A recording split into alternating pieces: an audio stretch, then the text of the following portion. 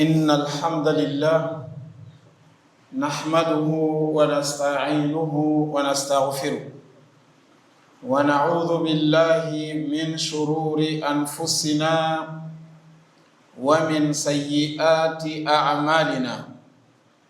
من يهديه الله فلا مضل له ومن يضلل فلا هادي له، وأشهد أن لا إله إلا الله وحده لا شريك له، وأشهد أن محمدا عبده ورسوله.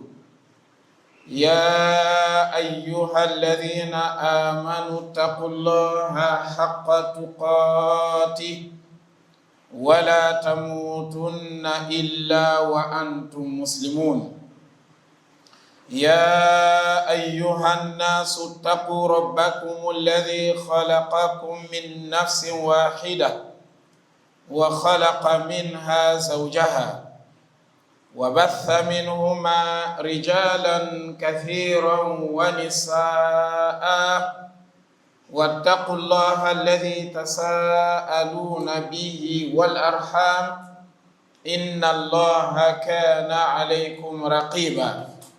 يا أيها الذين آمنوا اتقوا الله وقولوا قولا سديدا يصلح لكم أعمالكم ويغفر لكم ذنوبكم، ومن يطع الله ورسوله فقد فاز فوزا عظيما.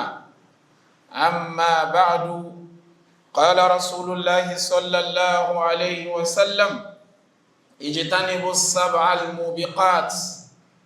فقالوا: وما هن يا رسول الله؟ قال: الشرك بالله، والسحر، وقتل النفس التي حرم الله إلا بالحق، وأكل الربا، وأكل مال اليتيم، والتولي يوم الزحف، وقذف المحصنات الغافلات المؤمنات. رواه البخاري ومسلم. Louange à Allah, le Seigneur de l'univers. La louange et la gloire appartiennent à Allah. Nous le louons, nous le glorifions, nous demandons son aide, nous implorons son pardon. Nous cherchons la protection auprès de lui contre le mal de nos âmes et contre les méfaits de nos actions. Quiconque Allah guide, nul ne peut l'égarer, et celui qui s'égare, si Allah l'égare, nul d'autre ne peut le guider. J'atteste qu'il n'y a des divinités dignes d'adoration à part Allah, l'unique, sans égal ni associé, et que notre illustre messager, le bien-aimé prophète d'Allah, Muhammad sallallahu alayhi wa sallam, est l'envoyé d'Allah ainsi que son serviteur. Que la paix, le salut, les prières et les bénédictions d'Allah soient sur lui, sur sa noble famille, sur ses fidèles et vertueux compagnons, et sur quiconque les suivra sur cette voie de droiture jusqu'au jour de la rétribution. Cela étant, chers frères, chères sœurs en islam, j'invite votre honorable personnalité et ma modeste personne en premier à la crainte d'Allah. À ce sujet, Allah le Très-Haut, il nous dit: ô vous qui avez cru, craignez Allah de la meilleure des craintes et ne mourrez qu'en état de la pleine soumission. Chers frères, chères sœurs en islam, chers croyants, chères croyantes, le vendredi passé, nous avons abordé un sujet dont nous pensons continuer ce vendredi par la permission d'Allah. Il s'agit de la gravité de lancer une accusation contre une femme croyante, chaste, innocente, la traiter de prostituée, penser ou prétendre qu'elle a fait de la fornication sans fournir des preuves, alors que les preuves d'appui dans ce cas-là est d'amener 4 témoins hommes. Et tant qu'on n'a pas ces témoins, même si ce que nous disons est vrai, quand on dit un tel il a fait le zina, un tel il a forniqué. On l'a vu, mais on n'a pas amené les témoins. C'est sûr, c'est lui-même qui apporte la nouvelle dont la sentence ou la punition doit s'appliquer, mais pas le fornicateur. Alors, chers frères à l'islam, le messager d'Allah, paix et bénédiction d'Allah sur lui, un jour il dit à ses compagnons, éloignez-vous, écartez-vous, méfiez-vous de cet péché destructeur. Les compagnons ont eu la curiosité de savoir quels sont ces péchés. Ils disent, ô messager d'Allah, il s'agit de quels des péchés? Il a commencé à les citer. En première position, il dit le polythéisme, associé à Dieu une autre divinité. Deuxième, la sorcellerie ou la magie. Troisième, tuer une âme saine sans aucun droit. Quatrième, manger l'usure. Cinquième, manger l'argent de l'orphelin. Un père qui décède, il laisse de la richesse pour ses enfants, s'accaparer de ses biens et les manger. Sixième, fuir le jour de la bataille. Septième et dernier qui nous importe dans ce sujet, accuser de fornication une femme croyante, chaste, innocente, qui n'a pas connu la fornication. Mais c'est toi qui es en train de ternir son image en disant à son enfant, toi tu es un enfant hors mariage. Tu as déjà accusé la mère de pratiquer la fornication. Ou en disant, cette femme, sa façon de faire avec cet homme-là montre que les deux sont ensemble. Alors, c'est là, Youssouf alayhi salam a été victime lorsqu'il a été accusé à tort par la femme du chef, alors qu'il n'avait rien fait de grave, qui a été la cause de son emprisonnement durant quelques années, Joseph. De même, Mariam alayhi salam, la mère d'Isa, lorsqu'elle a porté Isa dans le berceau, elle a été accusée également d'avoir forniqué pour avoir Isa alayhi salam, car elle n'avait pas de mari. Au temps du prophète Muhammad sallallahu alayhi wa sallam, dans cette histoire dont nous avons essayé de raconter le vendredi passé, c'est que Aïcha radiallahu ta'ala anha avait accompagné le prophète Muhammad au cours d'un voyage qui était à l'occasion de la bataille de Bani Mustalaq. Alors, Aïcha radiallahu ta'ala anha, à leur retour de ce voyage, elle s'est égarée de manière dont nous avons expliqué ici le vendredi passé. L'armée, qui était dirigée par le prophète d'ailleurs, a dévancé Aïcha. Elle était restée toute seule. Voilà que Safwan ibn al-Mu'attal va venir rejoindre Aïcha, ses compagnons qui étaient derrière le groupe. À son retour, progressivement, il va venir trouver Aïcha et il a fait de sorte que son chameau puisse s'asseoir. Aïcha est montée, il a conduit le chameau. Il est venu avec ce chameau pendant que Aïcha est au-dessus du chameau, il a pu rejoindre l'armée. C'était à l'occasion de Ghazwat Bani al-Mustaliq. Les deux ont rejoint l'armée du prophète Muhammad sallallahu alayhi wa sallam. Il y avait Abdullah ibn Ubay ibn Salul dans le groupe. Cet homme, avant que le messager n'arrive à Médine, tout était organisé pour qu'il soit le chef. On avait déjà préparé sa couronne. On devait le couronner pour le mettre à la tête. Il devait être un chef. Et voilà que le messager d'Allah arrive à Médine. Ce projet est tombé dans l'eau. Car le messager d'Allah a été le chef. Il avait une haine, il avait de l'égoïsme, il avait de la jalousie pour ce poste ou ce rang qu'il a perdu. à l'occasion de l'arrivée du prophète Mohammed sallallahu alayhi wa sallam, alors il est devenu un ennemi numéro 1 de la religion de l'islam ainsi que du prophète Mohammed. Il s'est fait musulman. Il était avec les musulmans, mais il cherchait les points sensibles des musulmans afin de ternir l'image de l'islam, afin d'attaquer l'islam dans son apparence. Il se présente musulman, mais dans le cachet ou à l'intérieur, il n'est pas musulman. Il était dans le groupe.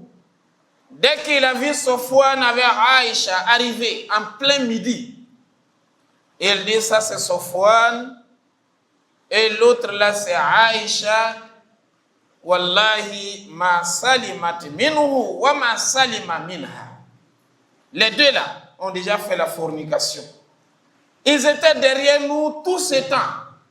Donc sans doute, Aïcha n'est pas restée à l'abri contre Sofwan et Sofwan non plus n'a pas pu s'abstenir contre Aïcha. Les deux ont forniqué. Il a déjà inventé ces mensonges. Il a commencé à raconter aux gens. Il les raconte individuellement et collectivement. En groupe, il dit aux gens. Et lorsqu'il se retrouve à seul avec quelqu'un, il le dit également. Et voilà qu'ils vont revenir à Médine. La nouvelle va commencer à se propager à Médine. Les gens s'informent de bouche à oreille. Aïcha a fait de la fornication avec Sofwan. C'est rentré dans les oreilles du prophète Mohammed sallallahu alayhi wa sallam. Il a appris la nouvelle, mais il a gardé son calme. Il a agi avec la sagesse. Ça, c'est une leçon pour toi et moi. Lorsque nous avons ces gens d'information, on vient te dire, ton épouse a fait ceci, ton frère a fait cela, ton travailleur a fait ça. Essaie de mener des enquêtes, ne sois pas pressé. Il ne faut pas agir aussitôt. Le messager d'Allah, il est resté dans le calme, sans rien dire à Aïcha, radiallahu ta'ala. La nouvelle a suivi son chemin jusqu'à ce que les parents de Aïcha ont appris également. Aïcha a forniqué avec Sofwan. Le messager d'Allah, arrivé à un moment, il a fait appel à Ali ibn Abi Talib. Il a appelé Oussama. Ali ibn Abi Talib, c'est l'homme le plus proche au prophète Mohammed sallallahu alayhi wa sallam. Il est de la maison. C'est son cousin, car c'est le fils de son oncle, Abu Talib. C'est son beau-fils, car il s'est marié avec la fille du prophète Fatima. C'est son fils adoptif, car il a grandi dans la maison du prophète. Donc Ali est là, il a appelé Oussama. Oussama également, son père Zaïd a été élevé par le prophète Mohammed sallallahu alayhi wa sallam.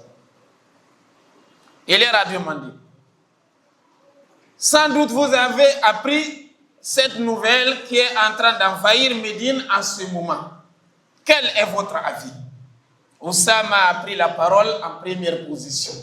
Oussama a regardé l'intérêt de Aïcha, car lui, il n'est pas de la maison. Oussama, il a regardé l'intérêt de Aïcha. Lui, il s'est dit, si c'est confirmé que Aïcha a vraiment fait ce qu'on est en train de prétendre, elle sera divorcée. Et si elle se divorce, elle ne trouvera aucun homme sur terre meilleur que le prophète Mohammed ou qui vaut le prophète Mohammed pour l'épouser. Donc Oussama a dit, moi je ne connais que du bien de Aïcha et je ne pense pas du tout qu'elle peut faire ça. Aïcha ne peut pas forniquer. Le messager d'Allah s'est dirigé vers Ali. Ali ibn Abi Talib a dit, Aïcha, je ne connais aucun mal à son sujet, mais ce que je te propose, c'est qu'il y a beaucoup de femmes en dehors d'elle.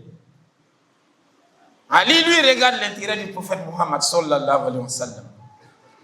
Il dit, il y a beaucoup d'autres femmes. Tu peux même épouser une autre en dehors de Aïcha. C'est-à-dire, Ali propose ici, si c'est possible de libérer Aïcha, prends une autre femme. Et si, à la longue, on découvre que Aïcha n'avait pas forniqué, il y a la possibilité pour la récupérer. Et si ça a été confirmé qu'elle a forniqué, en ce moment, le mariage est fini. Alors, Ali ibn Abi Talib a agi ainsi. Et voilà que le messager d'Allah, il va appeler Zainab ibn Jahash, l'une de ses épouses. Il a demandé à Zainab. Zainab, c'est celle-là qui avait une rivalité très intense avec Aïcha. Parce que les épouses du prophète Mohammed sallallahu alayhi wa sallam, c'est elle qui vaut Aïcha en tout. Donc c'est elle qui avait une rivalité très grave avec Aïcha, hormis les autres. Mais Zainab, lorsque le messager d'Allah lui a demandé, elle a dit au messager d'Allah, mes yeux n'ont rien vu, mes oreilles n'ont rien entendu. Et Aïcha, elle ne peut pas forniquer. Hein? Ça c'est le propos d'une rivale à l'endroit de sa rivale. Chez nous, on dit, si tu donnais la rivale d'une femme à la femme d'aller vendre au marché, même si elle ne trouve pas de clients, elle va donner en net. Elle ne peut jamais revenir avec elle. Parce que son souhait est que le mariage la finisse. Mais ici, là, Zainab a dit non, Aïcha ne peut pas faire ça.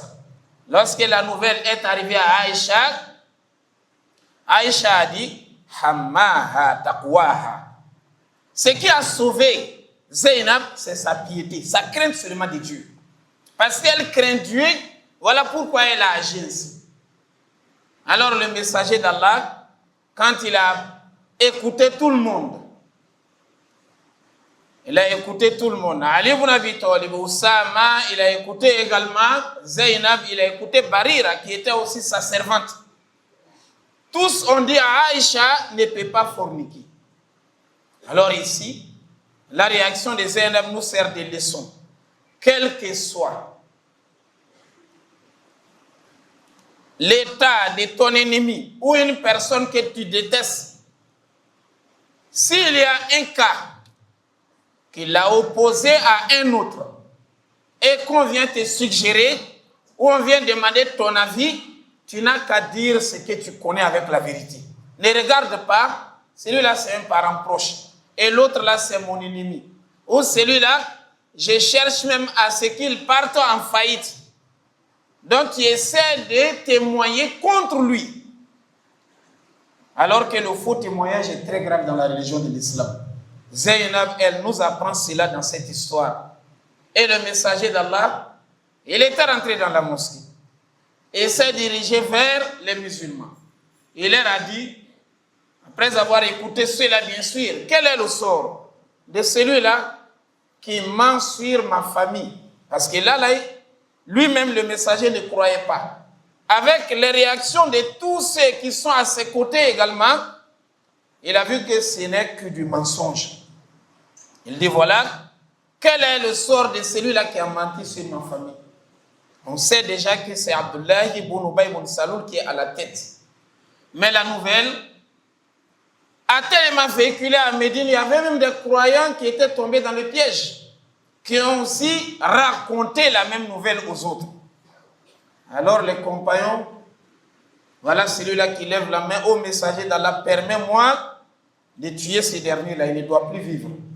L'autre dit, tu ne dois pas le tuer. Celui-là dit, il doit être tué. Voilà, entre les musulmans, ça a failli être une guerre. Cet événement a bouleversé tout Médine. Voilà que Aïcha radiallahu ta'ala anha, elle est là, elle ne sait rien de tout ça. C'est au cours d'une nuit, elle est sortie avec Mistah. Mistah, c'est un compagnon du prophète Muhammad sallallahu alayhi wa sallam, familier à Abu Bakr Siddiq. Sa mère, elle est sortie avec Aïcha pour aller à un besoin hors de Médine la nuit. Pendant que les deux sont en train de causer, Mistah va dire à Aïcha, ta'isa Mistah. Malheur à Mistah, mon fils. Aïcha a dit, comment tu peux dire ça à un homme qui a participé à la bataille de Badr? C'est ceux qui ont fait la bataille de Badr, le messager d'Allah, et nous a dit qu'Allah leur a pardonné. Et ils avaient un titre qui dépassait les titres de ceux qui n'ont pas participé à la bataille de Badr. Mais comment tu peux dire ça à un homme qui a participé à la bataille de Badr? La maman, elle dit à Aïcha, tu n'as pas entendu ce que mon fils dit de toi? Aïcha a dit quoi? Mon fils a dit que toi, tu as fait la fornication avec Sofwan. Aïcha dit, c'est ce qu'il dit. Oui, ce n'est pas seulement lui, mais c'est la nouvelle qui est partout à Médine. Est-ce que le prophète Mohammed sait? Il le sait. Est-ce que mes parents sont au courant? Tes parents également savent. Aïcha radiallahu ta'ala anha, dès qu'elle est revenue à la maison, elle était d'ailleurs malade après le retour du voyage. Les tracasseries du voyage, on l'avait déjà rendue malade. Mais la maladie s'est aggravée. Elle a dit au prophète Mohammed sallallahu alayhi wa sallam, permets-moi de rejoindre mes parents. Je vais aller passer un temps là-bas afin de retrouver ma santé. Et le messager d'Allah a donné la permission à Aïcha. Ces gestes-là également qui donnent des leçons à nos mamans. Une femme n'a pas le droit de quitter sa maison sans la permission de son mari. Le mari est allé au travail, toi tu te retrouves dans la ville, sans demander la permission. C'est toi qui sors comme tu veux. Pour une bonne femme musulmane, cela ne doit pas se faire. Aïcha est partie chez ses parents. Elle a fait un jour, 2 jours. Elle a demandé à Abu Bakr Siddiq, son père, et sa mère, les deux disent vraiment, nous savons. Elle dit à sa maman, mais pourquoi tu ne m'avais pas dit? La maman a dit à Aïcha, une femme qui est mariée à un homme qui l'aime et elle a des rivales, sans doute elle va toujours avoir des tentations. Ne t'occupe pas de ça. Alors que ce drame-là, ou cet incident, ne venait pas des rivales, mais c'est ce qu'elle a imaginé. Peut-être ce sont les rivales qui ont monté le coup. Aïcha est restée dans la maison, elle ne faisait que pleurer de nuit et de jour. Aïcha radiallahu ta'ala anha, elle passe 1 jour, 2 jours, 3 jours dans la maison de son père. Voilà que le prophète Muhammad sallallahu alayhi wa sallam arrive. Il est venu les rendre visite pour la première fois. Et l'histoire a commencé, ça fait déjà 1 mois. 1 mois, Allah n'a pas fait descendre des révélations. Dieu ne s'est pas prononcé là-dessus. Tout Médine en ce moment-là est bouleversé par cette histoire. Mais Allah est resté dans le silence. Le messager d'Allah, quand il est rentré, il a dit à Aïcha, Aïcha, pour ce qu'on est en train de dire, si tu l'as vraiment fait, en ce moment, demande le pardon d'Allah, il faut se repentir, Allah accepte le repentir. Si tu ne l'as pas fait, Allah, il va te blanchir. Dieu même va t'innocenter. Aïcha a regardé son père. Elle dit à son père, papa répond au prophète Muhammad. Son père a dit, je n'ai rien à lui dire. Qu'est-ce que je vais lui dire? Elle s'est dirigée vers sa mère. Réponds à mon mari. La maman dit, moi je n'ai rien à dire. Qui nous sert également des leçons. Voilà que toi, tu as un frère qui est injuste. Chaque fois, c'est lui qui a des problèmes. Mais c'est toi qui agis chaque fois pour son intérêt. Quels que soient les problèmes, tu es là pour le défendre. Cela n'est pas autorisé. Lorsque tu sais que ton proche parent, ton enfant, ton frère, il n'a pas raison, il faut l'amener à la raison. Mais tu n'as pas à le soutenir coûte que coûte. Ça, c'est leur fille. Aïcha pensait qu'on allait l'aider. Mais ils ont dit non, nous n'avons rien à dire. Et le messager d'Allah reste là-bas. C'est en ce moment qu'Allah subhanahu wa ta'ala, il va faire descendre la révélation dans la maison d'Abu Bakr Siddiq radiallahu ta'ala anha. Voilà que le messager d'Allah change d'état. Il rentre dans un état dans lequel il recevait de la révélation lorsqu'Allah subhanahu wa ta'ala lui a envoyé. Et bien après, il dit à Aïcha, sois heureuse. Allah vient de te blanchir. Voici les versets qui sont descendus. Et ces versets, Inch'Allah ta'ala, nous allons lire quelques-uns si Allah nous permet dans la deuxième partie de notre khutbah. أقول قولي هذا وأستغفر الله لي ولكم ولكافة المسلمين من كل ذنب فاستغفروه إنه هو الغفور الرحيم.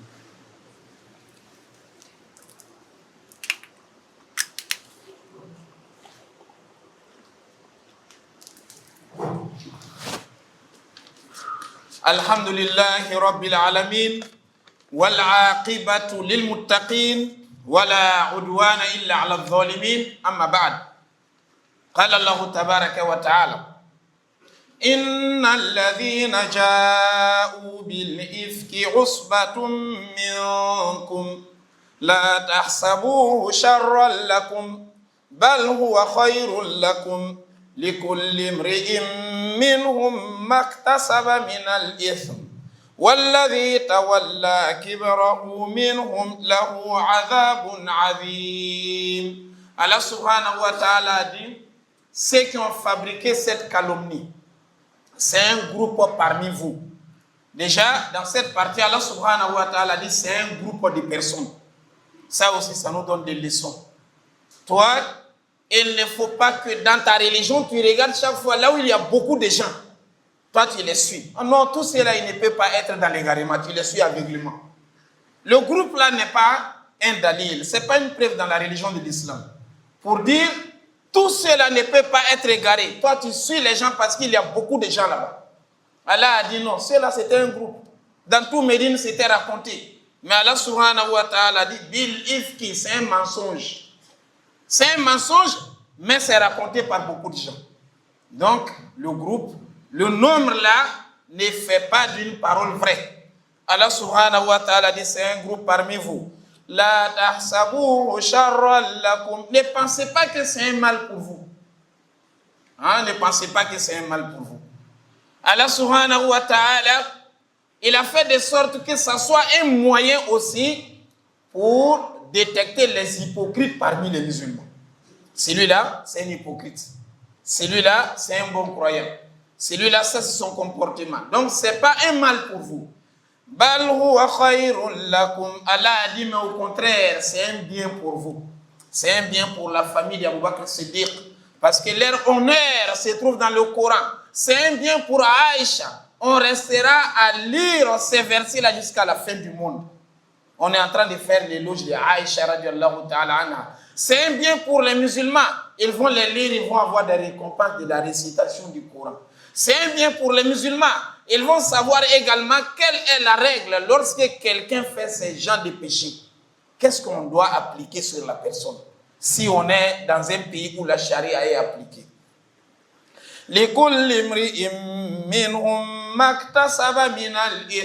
Allah a dit à chacun d'eux ce qu'il a acquis dans le péché. C'est-à-dire, ils n'ont pas la même qualité du péché. Celui-là qui a raconté, celui qui avait inventé, et celui qui a écouté et a soutenu, ils ne sont pas pareils. Celui qui a inventé, son péché n'est pas égal à celui qui a écouté, lui, il est parti dire.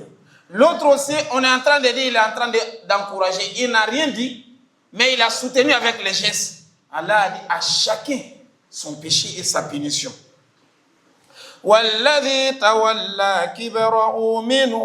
Mais celui-même qui est à la hauteur, Abdullah ibn Ubay ibn Salul, l'hypocrite, il a un grand châtiment. Il a un châtiment énorme qu'il attend, qui est le feu de l'enfer. Allah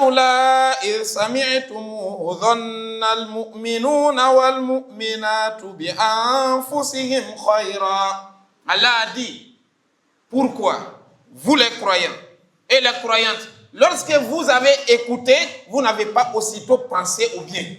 Pour dire non, moi je ne peux pas faire ça, alors Sofwan ne peut pas faire ça. Comme Abu Ayyub al-Ansari. Ça c'était un brave compagnon de Médine. Sa femme est venue lui raconter l'histoire. Voilà ce qu'on dit de Aïcha avec Sofwan. Il a demandé à son épouse, est-ce que toi tu peux oser ainsi? Toi tu peux faire ça? Elle a dit, ah, moi je ne peux pas faire la fornication. Mets-toi à l'idée que Aïcha aussi ne peut pas faire la fornication, d'ailleurs plus que toi. Et la femme aussi a dit à son mari, toi aussi tu peux faire ça. Le mari a dit, moi jamais avec la fornication. Sofwan aussi ne peut pas faire plus que toi. Donc Allah a dit, pourquoi vous n'avez pas fait cet exemple-là? Pourquoi vous n'avez pas pensé à votre propre personne? Comme moi, je ne peux pas faire, non, Aïcha aussi ne peut pas faire. Sofwan aussi ne peut pas faire. وَقَالُوا هَذَا إِفْكٌ مُبِينٌ. Et il fallait aussitôt rejeter la nouvelle pour dire non, ça là c'est un mensonge évident. لَوْلَا جَاءُوا عَلَيْهِ بِأَرْبَعَةِ شُهَدَاءَ. Et pourquoi ceux qui ont raconté et n'ont pas amené 4 témoins, comme il est demandé dans le Coran? Lorsque tu dis un tel a fait la fornication, on dit amène les 4 témoins. Et les 4 témoins hommes, il n'y a pas femme dedans, seulement des hommes. On n'accepte pas le témoignage de la femme dans ces genres de cas. Dans les houdoud, dans les sentences, on n'accepte pas le témoignage des femmes. Hein?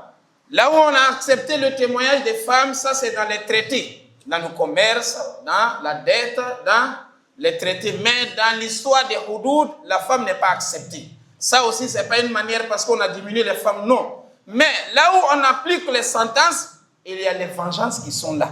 Il y a les règlements de compte qui sont là. Quand on vient dire un tel, il a fait la fornication, il est marié, on va l'arrêter et on va le tuer. Tu penses que ses parents vont oublier ça? C'est toi qui as apporté la nouvelle. Ou bien on a pris l'autre, on est parti le frapper 100 coups de chicotte parce qu'il a forniqué, il est célibataire. Toi qui as amené la nouvelle là, tu penses que tu es à l'abri de sa vengeance? Voilà pourquoi on a dit les femmes ne sont pas dans cette histoire. Si tu dis quelqu'un a forniqué, tu amènes 4 témoins hommes. C'est là où on va valider. Tu n'as pas ça, c'est toi-même qui dois mériter la punition en ce moment. Alors Allah subhanahu wa ta'ala dit, mais pourquoi ils ne l'ont pas fait? فَأُولَٰئِكَ عِندَ اللَّهِ هُمُ الْكَاذِبُونَ. Comme ils n'ont pas pu fournir les 4 témoins, alors ils sont des menteurs. Ils sont des menteurs. Alors, chers frères en islam, nous retenons que dans cette histoire-là, il y a des bons croyants qui ont seulement écouté, et ils sont allés dire, mais ils ont été punis. De nos jours, les informations qui nous arrivent là, tu ne vérifies pas. Ça soit sur le WhatsApp, sur le Facebook, ça soit sur le TikTok. Toi, tu penses seulement, tu balances, tu informes 100 personnes, 200 personnes. Ne te mets pas à l'idée que ce n'est pas toi qui as inventé le mensonge, mais tu as ta part de responsabilité. Parce que l'information, tu dois d'abord la vérifier avant de la propager, avant d'amener aux autres. Donc là, il y a des musulmans qui ont aussi raconté, ils ont été arrêtés. Et la sentence en ce moment-là, c'est de 80 coups de chicotte. 80 coups de chicotte, Mistah, avec Hassan bin Thabit, avec Hamnatu bint Jahsh. Tous ces 3-là ont été frappés parce qu'ils ont raconté aussi. Mais Abdullah ibn Ubay ibn Saloul, on ne l'a rien fait. Parce que lui, il n'est même pas musulman. Même si on l'applique la sentence, ça ne pourra pas pardonner ses péchés. Lui, il va rentrer dans l'enfer. Donc lui qui a inventé là, il n'a rien eu comme punition. Parce que la sentence là, quelqu'un a volé, on a coupé sa main, il n'a plus de péché auprès d'Allah. Il a forniqué, il a été frappé, il n'a plus de péché. Mais celui qu'Allah ne pardonne pas, il n'y a pas de sentence en ce moment-là. On demande à Allah subhanahu wa ta'ala de nous donner la bonne compréhension, qu'Allah accepte nos adorations. Notre médecin, Sekou Soumari, le vendredi passé, c'est lui qui a fait le azan à la mosquée ici. Soumari, il fait plus l'azan à la mosquée Sunna. Il est malade, il est tombé par AVC, il est à l'hôpital à Sissi. Il demande le doigt auprès des frères musulmans. Nous demandons à Allah subhanahu wa ta'ala de le guérir, qu'Allah subhanahu wa ta'ala lui accorde sa santé, une meilleure santé surtout. Qu'Allah subhanahu wa ta'ala fasse de cette maladie une purification des péchés et qu'Allah guérisse tous nos malades. Qu'Allah subhanahu wa ta'ala pardonne à tous nos défunts. Allahumma salli wa sallim wa barik ala Muhammadin wa ala ali Muhammadin wa sallim tasliman kathira wa akhiru da'wana anil hamdulillahi rabbil alamin. Qumu ila salatikum. Istawu istaqimu wa'tadilu tarasu. Allahu akbar.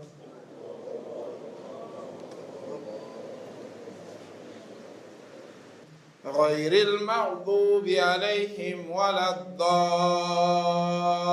الضالين آمين والعصر الله أكبر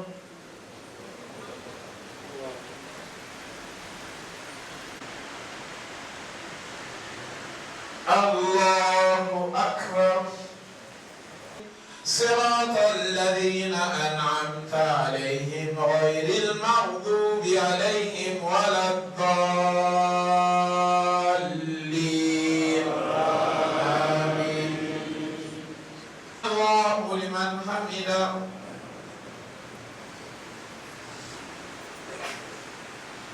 الله أكبر.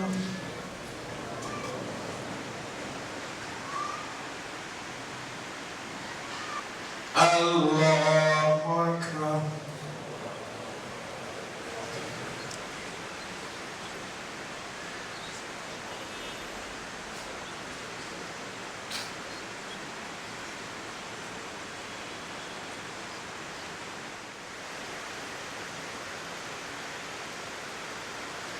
السلام عليكم